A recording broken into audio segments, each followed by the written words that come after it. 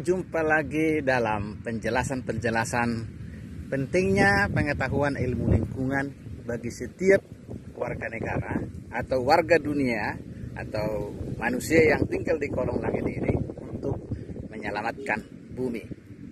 Kita sering membaca yang disebut dengan kita tinggal di satu bumi. Kalau kita menyadari bahwa kita tinggal di satu bumi dan bumi itu luasnya tidak pernah bertambah, kelilingnya tidak pernah bertambah, secara otomatis diameternya tidak pernah bertambah. Artinya sebenarnya bumi kita ini harus kita rawat bersama karena luasnya, kelilingnya, diameternya tidak pernah berubah.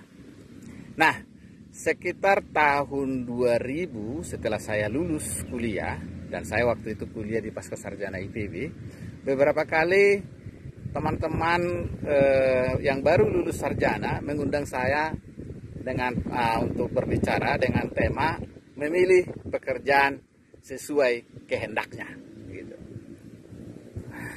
Nah, waktu itu saya mengatakan begini, silakan kawan-kawan yang mau menjadi pegawai negeri yang sekarang ASN ya, tetapi komitmen hidup sederhana.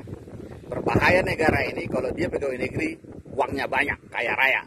Karena setiap orang masuk pegawai negeri filosofinya abdi negara. Artinya menyerahkan hidupnya untuk negara. Jangan sampai nanti polisi hutan, pegawai negeri misalnya polisi hutan, bukannya menjaga hutan, tetapi menjual hutan gitu ya, atau misalnya agen-agen tanah atau magelar gitu ya. Jadi kalau menjadi orang Indonesia yang komitmen untuk menjaga lingkungan harus menjadi pegawai negeri yang siap hidup sederhana.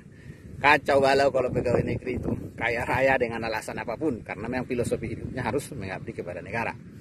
Yang kedua, kalau dia menjadi aktivis atau menjadi apapun, tetap menjaga idealisme dan harus berpikir jauh ke depan. Nah, ketiga, bagaimana dengan kalau dia melamar pekerja di perusahaan gitu ya. Nah, saya menyatakan begini.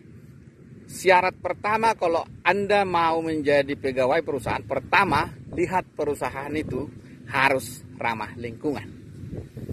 Harus ramah lingkungan.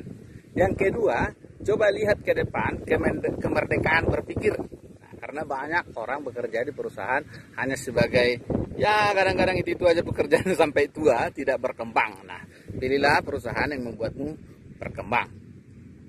Mengapa syarat utama harus ramah lingkungan? Karena begini, seperti kasus TPL sekarang yang kita berusaha untuk menutup itu kan logikanya begini. Kalau nanti tutup, kemana karyawan? Kenapa kita nggak bertanya? Kalau itu tetap buka, kemana hidup kita? Karena itu sudah jelas-jelas merusak lingkungan, ya kan? Kita hidup di bumi yang sama. Jadi maksud saya gini, kita jangan egois bahwa memang kalau perusahaan itu sudah merusak lingkungan ya kita stop dong, ya kan? Terlalu banyak yang bisa kita kerjakan, gitu ya. Nah, jadi syaratnya itu perusahaan harus ramah lingkungan. Kenapa? Kalau dia perusahaan itu tidak meramah lingkungan, kalau Anda menjadi karyawannya, artinya secara otomatis Anda bisa berkontribusi untuk merusak lingkungan. Cuman kan perdebatannya Anda tidak yakin bahwa perusahaan itu tidak merusak lingkungan, kan gitu kan? Selalu buat data-data ini tidak signifikan pengaruhnya.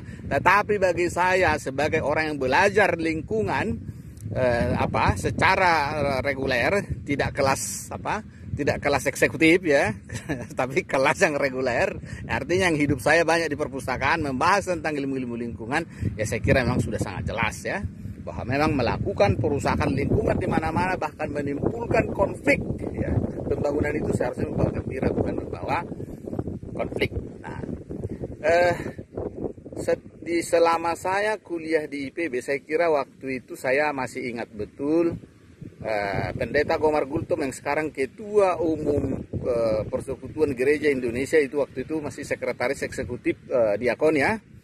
Dia selalu mengajak saya untuk memanggil guru besar ilmu lingkungan mulai dari IPB, Universitas Negeri Jakarta, dan juga dari STT Jakarta, para teologi, ekologi, dan semuanya kita undang untuk berbicara dan membahas waktu itu gereja dan pemanasan global. Artinya gereja bertanggung jawab untuk mengurangi pemanasan global, gitu ya.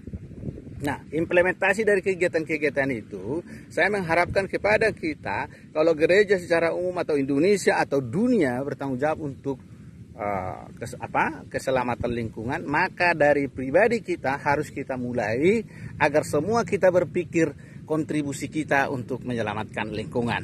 Jadi kita jangan egois, kemana kalau tutup dan seterusnya. Pertanyaannya adalah, kemana kita kalau kita lanjutkan, kalau memang kita sudah melihat bahwa itu sudah melakukan pengrusakan lingkungan.